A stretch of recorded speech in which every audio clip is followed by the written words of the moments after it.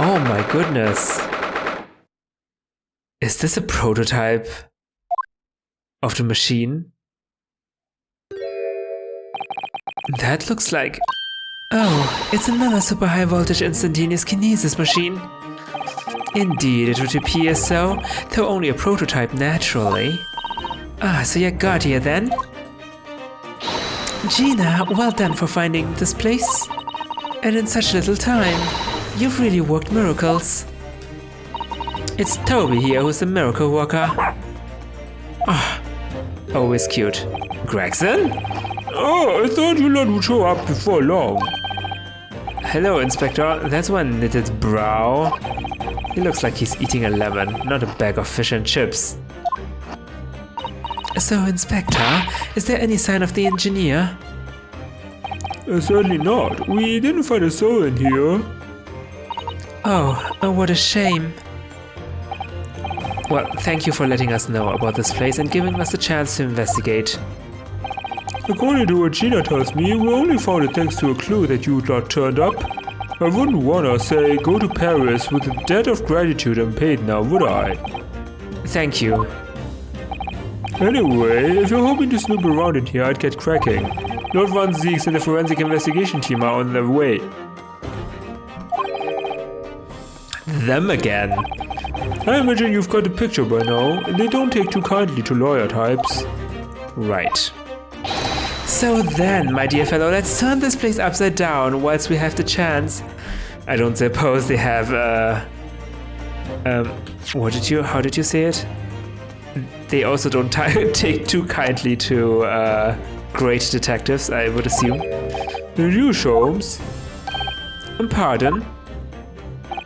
They take even less kindly to great detectives than they do to lawyers. Very droll, Gregson, very droll. Everyone loves me. But you may consider me nothing more than an inconspicuous Vexwork model. Right then, let's see what we can find.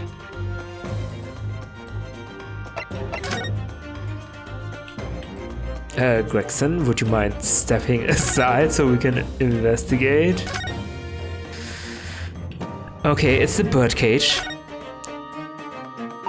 I'm sorry, Mr. Naruhodo, that machine is covered by Special Dispensation for Scientific Equipment Act. What? There would be serious repercussions if you were able to examine it. From the Crown and the government. But what? Gina! Sholmes! Well, those two don't seem to be holding back. It's quite hollow inside. No working parts or devices of deception can be seen, my dear fellow. No loose change dropped on the floor or nothing. Not even a bone for Toby here, my dear fella. My dear fella? British people are very much ruled by their own ideals, aren't they? I think that's just these two, Mr. Sato. Okay, let's look at the surroundings. That is very conspicuous.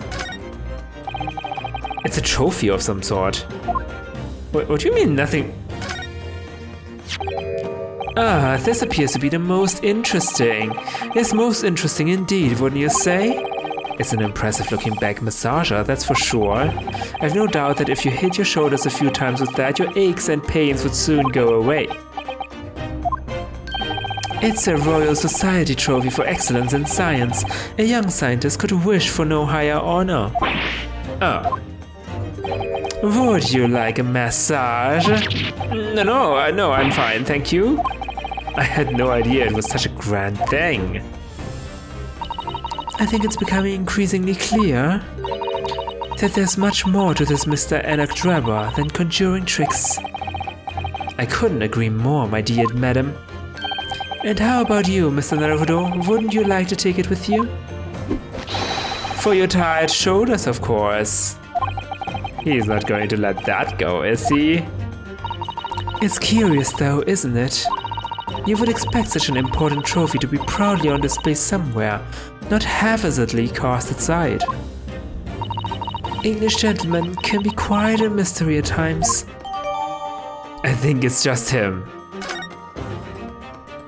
Yeah, why is it like lying here randomly? Just very random.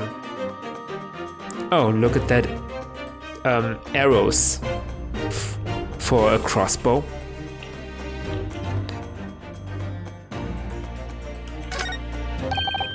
This is...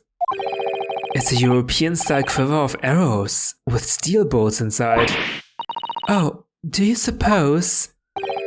Crossbow bolts, though, these are just the right size for the bow you lot turned up at the exhibition grounds. In other words... Yup, that's more evidence to support your theory. It all goes to show that Trevor was the one pulling the strings behind the scenes of the whole scam. This is going great for us. Like... Even Gregson approves. I wonder what Van Zieks is gonna turn up in the second half of the trial. This door doesn't want to open. Yeah, looks like it's got a pretty hefty lock on it. There's a specialist locksmith on his way over from the yard, so hands off till he gets here. Gina, couldn't you just pick it? With permission, Inspector. I could have that lock open in less than a minute, or Sholmes, that... We don't have permission, and no one's giving it to you. Gregson looked as though he really enjoyed that. Well, there's no sound of anybody on the other side. No, Drebber must have fled at the first sign of danger. Ah! What? Oh. Is something wrong, Mr. Sato? Well, I thought I heard a noise from the far side of that door. Well, Gina, did you hear too? Yeah, I heard it and all. What do you reckon, Toby? Right, mind the grease. Oh! Whoever's in there, open up. This is Scotland Yard.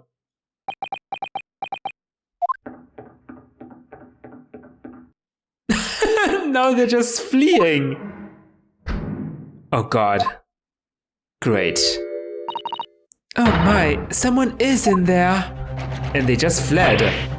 Oh, it's this rotten bleeding lock. My dear Gregson, as I said only minutes ago. If only it were countenanced, I could unlock that door in less than a minute. Oh! Fine, I'll take the rap for it. Just get us through the blasted door. Oh! There, you may enter. That was really fast! I was expecting 5 minutes or half a day. You've confused minutes with seconds, I think. Time is of the essence, I fear. What are we waiting for? Nothing for it, I suppose. This is an emergency.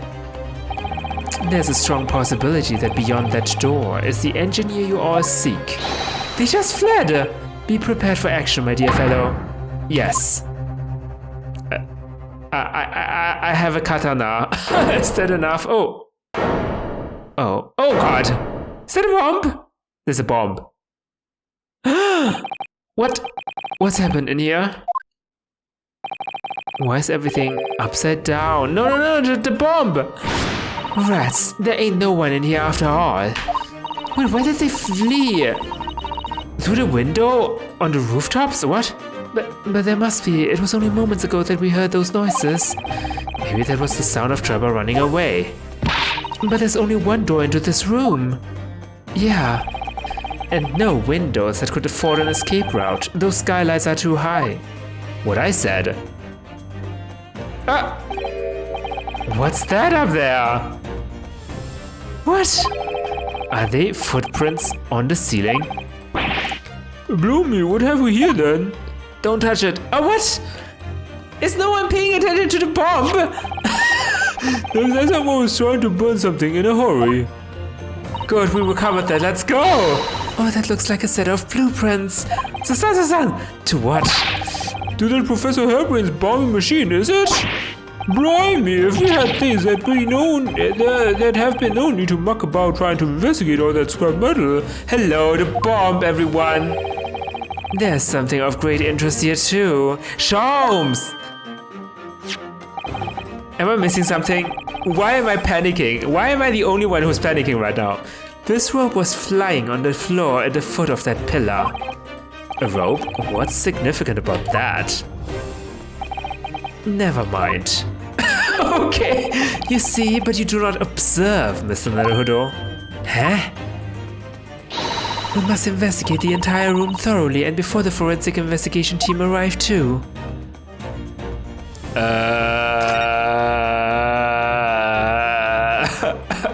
What the heck? Okay, so we'll investigate this, the last, right? Okay, game. There's a safe here. That's certainly important. That's a very large safe. I don't suppose even Mr. Sholmes could open that lock. Although if you were a thief, you could just steal the entire thing, I suppose. It's bolted to the floor to prevent exactly that sort of underhand trick, Mr. Naruhodo. Well then, you could just steal the floor as well, I suppose. I'm sorry, but you really aren't making any sense at all. Anyway, I think we can agree that whatever is inside must be very important. And hopefully it will survive the explosion, if there is even gonna be one. That's a really lovely model. It looks just like a real flying balloon, completely ignoring the bomb. I think it's probably staying aloft on the same principle as a full-size balloon using gas. A green flying balloon. It does have the hallmarks of that amazing deception in the Great Exhibition, doesn't it? Could it be that the whole thing was planned here in this very workshop? Yeah, duh. A green balloon, some plants. Almost every piece of furniture is upside down. Even Mr. Sholmes' suite isn't ever in this much of a mess. You are in no position to comment on mess, Mr. Naruhodo. But I suppose it's not quite the same thing, is it? I mean, it's not messy in here per se. It's that everything is literally upside down. Yeah, that's... It almost looks like it's been everything has been turned upside down on purpose. Like, okay, I mean, someone obviously messed this up on purpose, but with, like, intent to make it look like a mess, right? But why? The mysterious footprints on the ceiling? There's no denying it, is there? They're footprints. Yes, it would appear so. And I simply can't imagine how they came to be there. Isn't there a Susato shoot-up or something? Like a Susato takedown, I mean. I'm no Wonder Woman, Mr. Naruhodo. That would make her almost superhuman, I suppose. Okay. Now are we gonna talk about the bomb? Mr. Sholmes, have you found something? Mr. Naruhodo, yes, in point of fact, something rather fascinating. What do you make of this? Yeah, let's see, it's very interesting. I've never seen anything like it before. Oh, you don't know what this is? No wonder we don't panic. Okay. It looks like a bundle of thick cigars wrapped in... Mr. Sato, what's the matter? Surely that's a time bomb, isn't it? What did you say? A time bomb? Sorry, but, what the heck is a time bomb exactly? You are truly one of a kind, Mr. Naruhodo. I won't take that as a compliment. Huh. You don't know nothing, do ya? Although, maybe we should leave? Guys, gals, everyone? You haven't got a clue what it is either, have you, Gina? I invite you to consult the dictionary later, Mr. Naruhodo. But this particular specimen is no time bomb, though I confess it has a very similar appearance. Oh, well, thank goodness, but then what is it? I see, so that's it. Wait, it's not a bomb? Huh? Goodness, Mr. Sholmes, have you seen to the heart of the matter? There are times when I consider my lot most unfair, for I'm fated never to know how it feels to flounder as you do when a puzzle presents itself. But I have learned to accept the hardships that come with being a great detective, Mr. Sato. Here we go again, I feel a great deduction coming. Once again, I can draw two conclusions from the scene we see before us. The first is that the inverted nature of the furniture in this room is the work of Drebber himself. Sounds plausible. Oh, but how could you? It's his workshop after all. And the second conclusion is that a small device on the floor there is without question completely genuine. So it is a time bomb. Please, Mr. Sholmes, you must explain everything. It would be a pleasure. After all, it is a great detective's civic duty to teach Scotland Yard the finer points of the trade. Imagine what if he's wrong about a time bomb, that it's actually a time bomb and it's gonna explode in our faces while he's doing his so-and-so called great deduction. That face! Well, Inspector Gregson seems delighted with the idea anyway. Oh, you deflected the Inspector's glare with such fortitude there, Mr. Sholmes. Well done. You're too kind, my dear madam. I hereby dedicate this great deduction to you. Kindly stand just there, Mr. Sato. Oh, yes, I'd be delighted. So, shall we begin? Once again, Sherlock Sholmes is proud to present his logic and reasoning spectacular.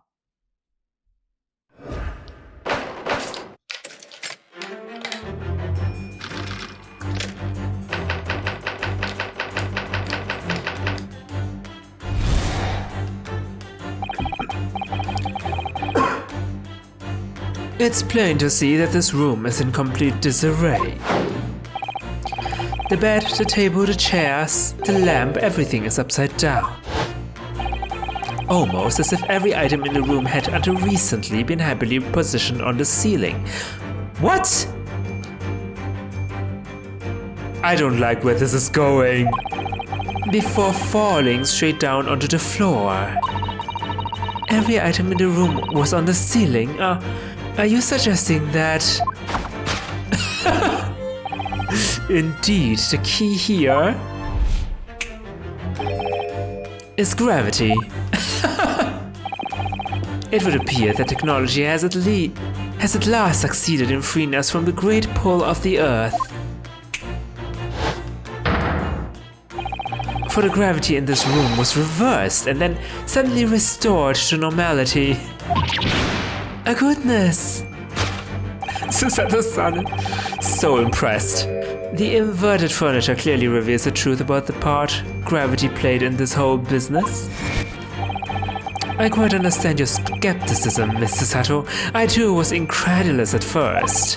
However, my conviction in my analysis was cemented when I observed this.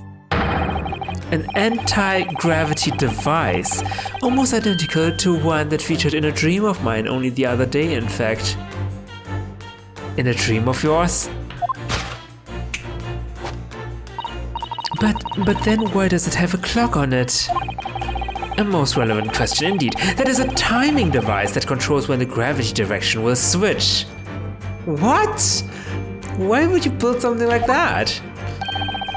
There was clearly a requirement for the engineer to be able to restore normal gravity automatically, and the commotion we heard earlier from the other side of the door was the moment that restoration occurred.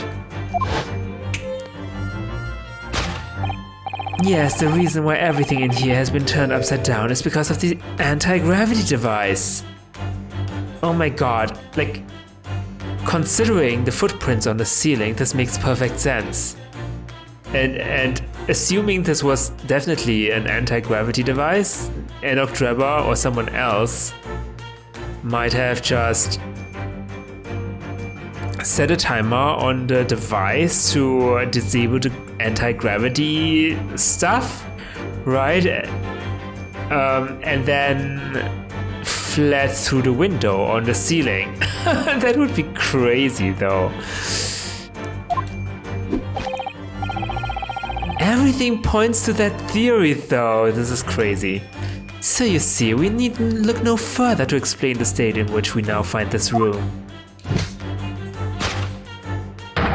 The direction in which gravity acts in here was reversed by Mr. Draper before being restored to normality in an automatic fashion sometime later by the timer device. I have witnessed precisely this scene in a dream I once had when I fell out of bed. Okay. Because gravity.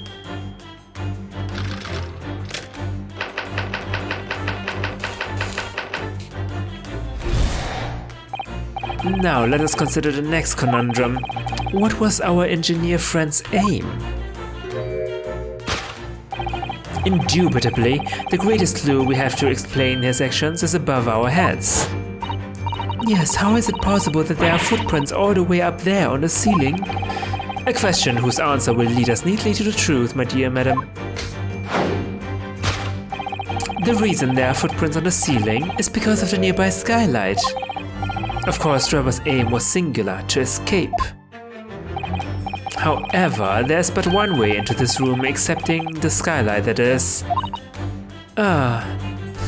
Or maybe more realistic is Trevor wanted to build the illusion that it was like that and is still hiding in this very room.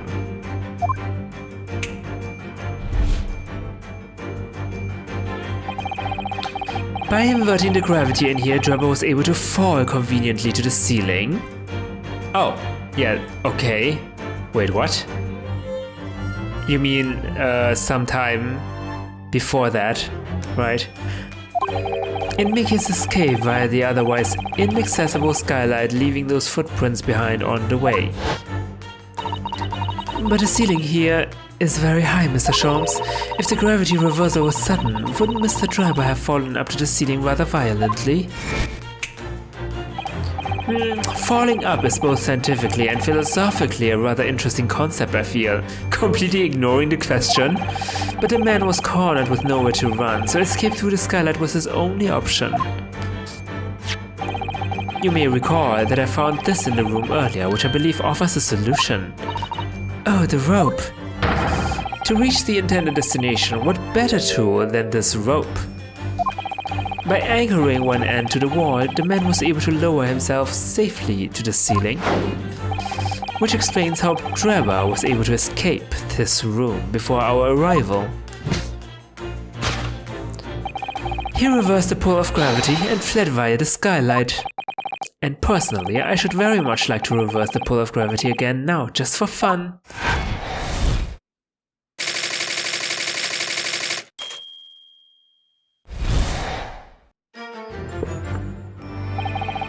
Thus concludes Sherlock Holmes' great deduction of this topsy-turvy puzzle.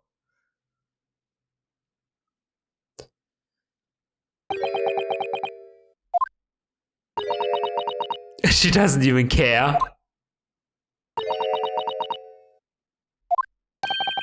She's completely spellbound. Mr. Sholmes, there's just one thing that troubles me. I would expect nothing less. You're destined to be troubled by just one thing for the rest of your life. I mean, the safe isn't upside down. Oh, it was nailed to the floor, I guess. Yeah. The thing is such a thing actually possible? An anti-gravity device, I mean? I would say that with man's current scientific knowledge at the turn of the 20th century, it's no more possible than instantaneous kinesis. Okay. But your whole deduction hinges on it. But my dear fellow, when you have eliminated the impossible, whatever remains must be the truth. However improbable it may seem. It's a marvelous line, wouldn't you agree? One of my more enduring pearls of wisdom. I had Iris come up with that exact phrasing. My original was clumsy. Yes, I have a feeling I've read it in something that Mr. Sato lent me once. Wait, Ryunosuke, did you not read The Adventures of Sherlock Holmes? Objection! Actually, there is one other thing, Mr. Sholmes. Ah, the spell's broken at last. The rope you found was on the floor, wasn't it? Indeed it was, in lonely coils near the wall. But if Mr. Drebber had used it to escape in the way you described, wouldn't it still be tied to the wall?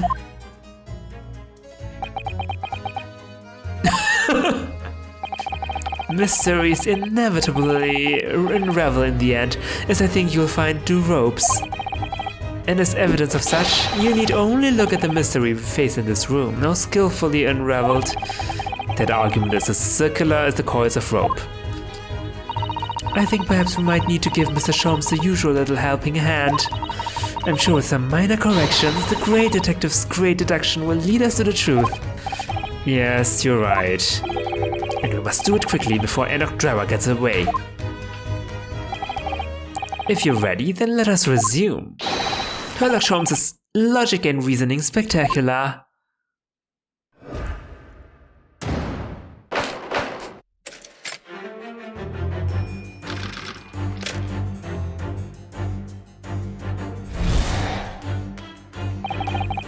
It's okay. So we just need to pay attention to Susato whenever she finds something weird or strange or incorrect. We will have to do something.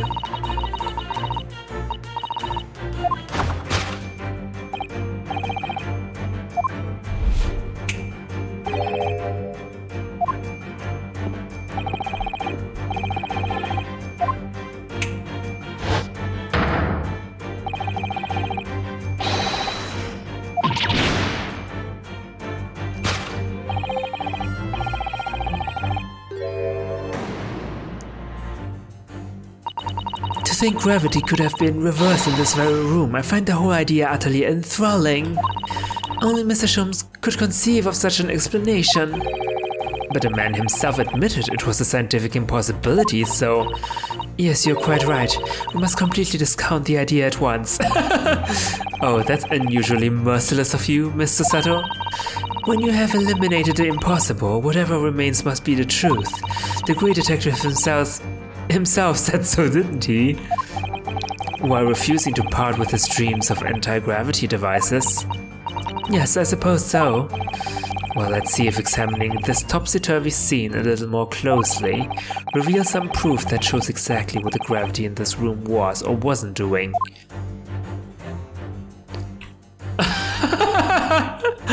Upright vase! Oh my goodness. Well, that is so obvious. What the heck? What the heck? This looks so out of place though. Take that!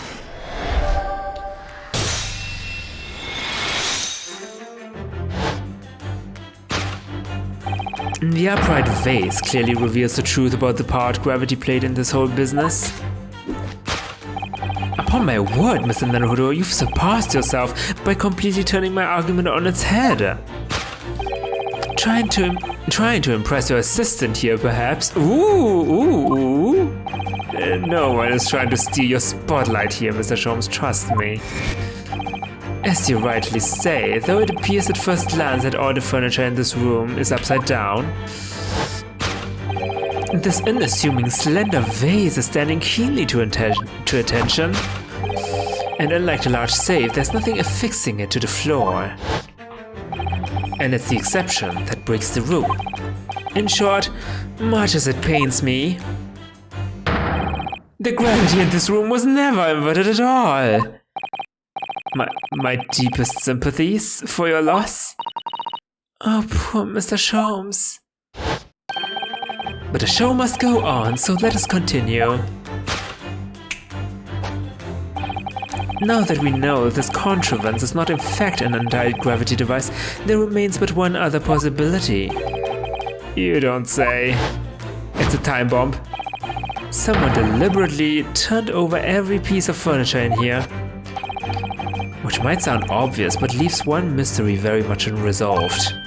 Namely, why would anyone choose to do that? Quite.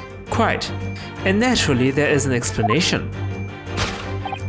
Yes, the reason why everything in here has been turned upside down is because of the anti-gravity It's not an anti-gravity device. He's absolutely determined that this device must have something to do with it, isn't he? I'm afraid the lure of an exciting scientific explanation is too strong. Well, there's no doubt that somebody did this. Somebody turned all this furniture over. So whoever it was must have had a reason. I'm afraid nothing comes to mind at all, though. Well, let's look around.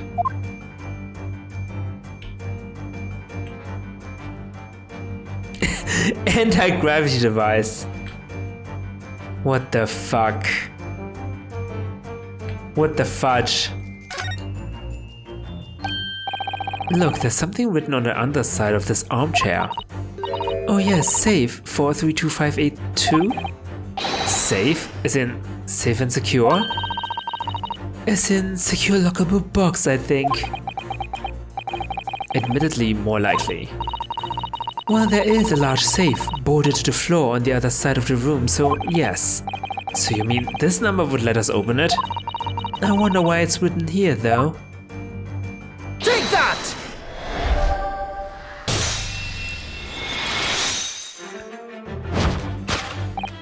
Yes, the reason why everything in here has been turned upside down is because of the safe combination. Precisely! I believe, Mr. Naruhodo, that you had a very similar experience once, did you not? I did? Yes, last year.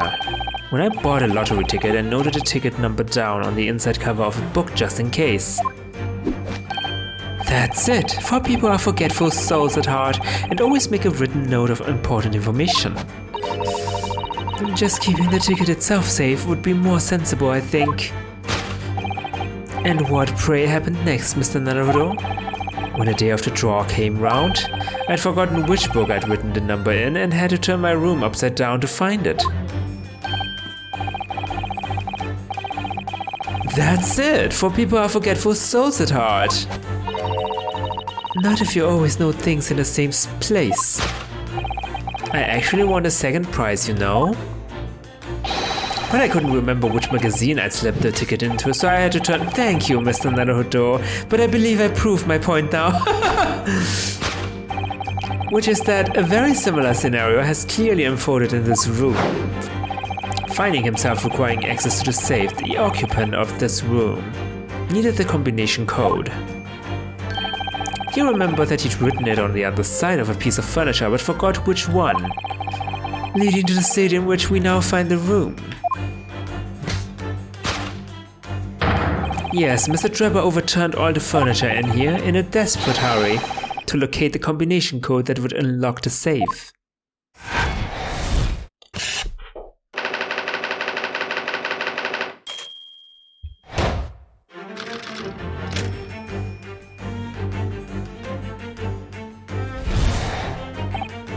Now, let us consider the next conundrum.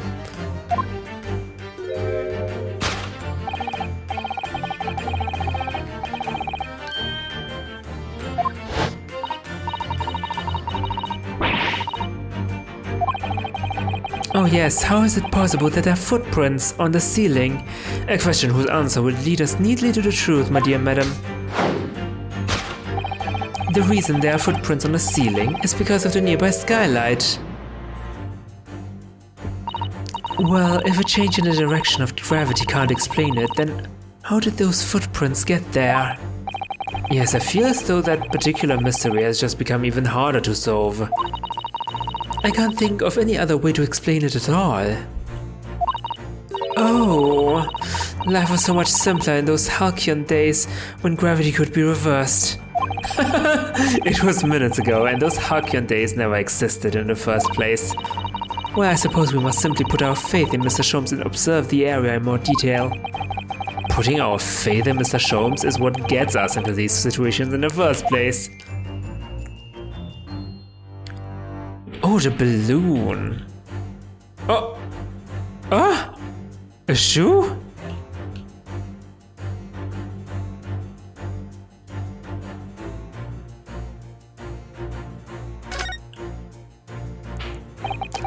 It's hard to believe, but there's a shoe up there, look!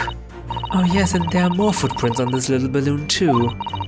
Perhaps the shoe was thrown up there and became lodged, do you think? If so, then judging from the number of footprints, it must have been thrown up several times. Why would anyone be throwing shoes up at the ceiling though? Oh dear, that's beyond me, I'm afraid. Oh my god! It's an illusion! Enoch Drebber wanted to create the illusion that he escaped through the ceiling with an anti-gravity device.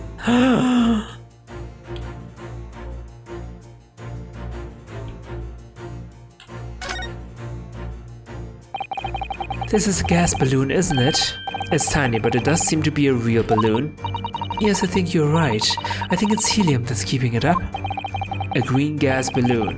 Why does that seem to ring a bell with me? If you can see, there are footprints on this balloon too, look. Oh yes, surely that's a clue, isn't it? Though what it tells us, I'm not sure. Take that!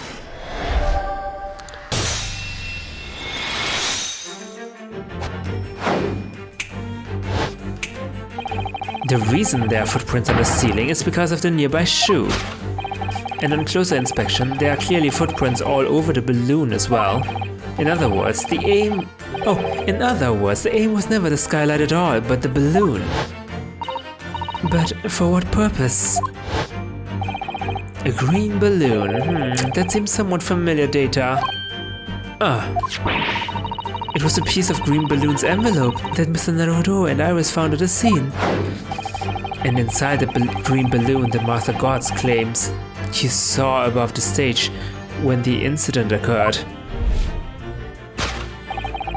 was the second birdcage, the crux of the whole instantaneous kinesis deception. You mean to say? If we assume the balloon in here is a model of the one used on the day, there is a strong possibility something may have concealed inside it. Something our absconder was desperate to retrieve before making a hasty getaway. But the balloon's out of reach. Hence why he resorted to a projectile, namely the shoe. Most probably, Drebber intended to tear a hole in the envelope by assailing it with the shoe. However, his efforts were thwarted when the shoe itself became a prisoner of those lofty heights. Oh dear, we desperately need to examine that balloon. If only there was some way we could see inside. You may recall that I found this in the room earlier, which I believe offers a solution. We also have crossbow arrows. Oh, the rope. To reach the intended destination, what better tool than this rope? A rope? Mr. Sholmes has managed to bring the deduction back to the rope. Alright, I have to admit that was clever. So we just throw the rope up to the balloon and then pull it down to us on the ground.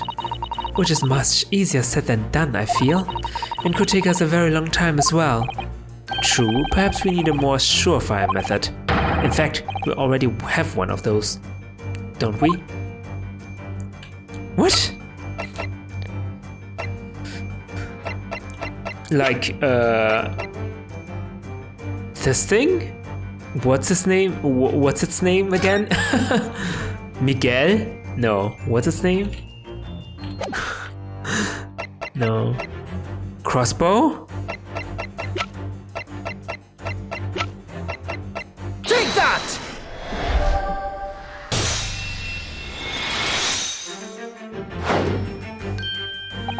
To reach the intended destination, what better tool than this crossbow? That was found at the scene, in fact. And in all likelihood belongs to Mr. Drebber. If the man had only brought it away with him that day, he could have avoided losing a shoe in such a critical time as this.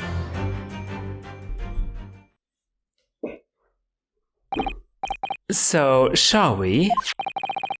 Your curiosity is deeply stirred, no doubt, my dear fellows.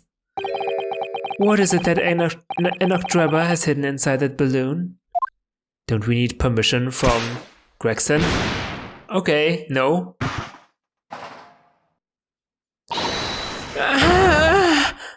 What the? A birdcage? A miniature birdcage? A waxwork? What? Oh! It's the head of the waxwork figure? Indeed it is, a waxwork head inside a metal mask. A mask that is shut tight and fastened with a strong and quite impenetrable lock. So we can't see the face inside, that means. In just a moment, this is the head of a waxwork model? Does that mean, oh goodness? I see you've joined the dots, Miss Satato. Excellent. Ah, of course, a headless waxwork model. The case of the abducted Madame Tuspel's model that you'd largely solved. It was only the head of the killer that was still missing. Indeed it was. But I believe Madame Tuspels will now have to settle her sizable account with me. This, as you have now surmised, is the head of the infamous professor. Yes, but why is it here? This conclusively confirms my suspicions. The man responsible for stealing the professor and returning it, sans tête, earlier today, was none other than Enocdraba. This is incredible. Professor Hairbrain's case and the waxwork abduction they're inextricably linked by Enocdraba's workshop.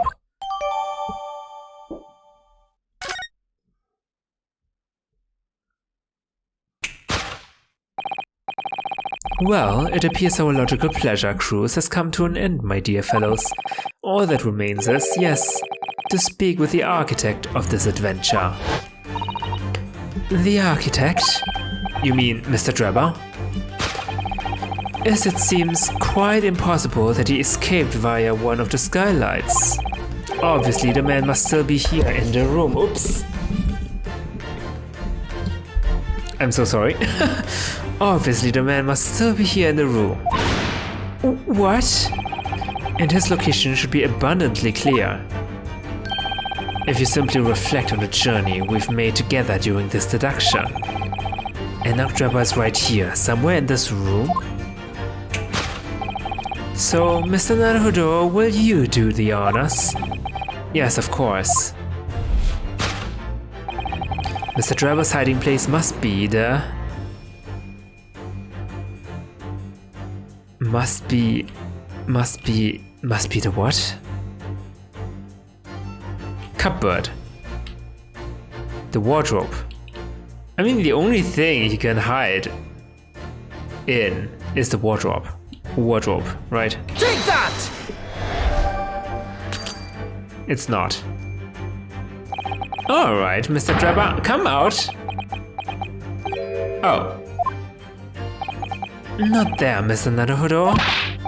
But I don't understand. It's the perfect place to hide. You could always climb inside yourself. Please don't mind us. Do go ahead. I know how fond you are of wardrobes. I'll think of something else. Thank you very much. Where could Mr. Drabber be hiding? I'm sure we've already come across a clue that reveals the answer, you know? Yes, it was when we deduced why all the furniture in here was upside down, wasn't it? You mean he's in the safe? That gave us the answer, I'm sure. We're very close now. I can sense it. Would he be in the safe? Really? That is so obvious. That is so obvious though. I mean, you can see the safe combination right there. And also, how would you breathe? There's no air. You would asphyxiate. How do you even get out? Can you even open the safe from inside? Take that!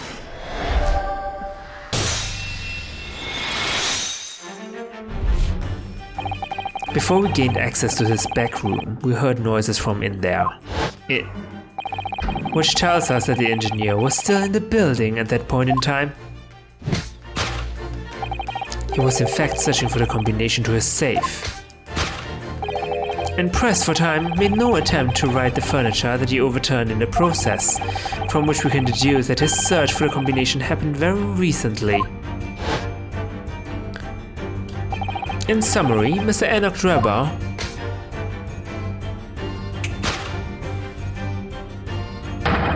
is, at this very moment, inside the safe.